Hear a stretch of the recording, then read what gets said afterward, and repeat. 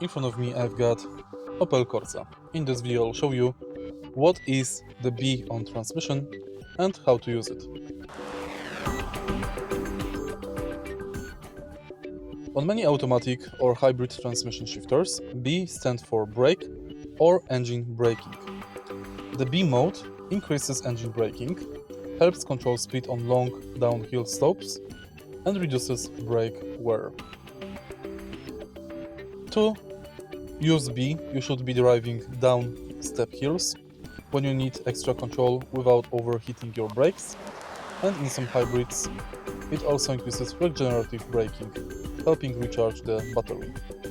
You should not use the B mode in normal driving, highway cruising, or when accelerating.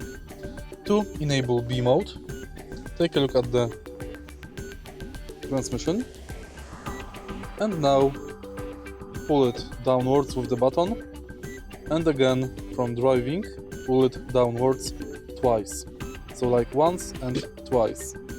You can see the B here, which means that B mode is enabled. If you find this video helpful, please leave like, comment and subscribe.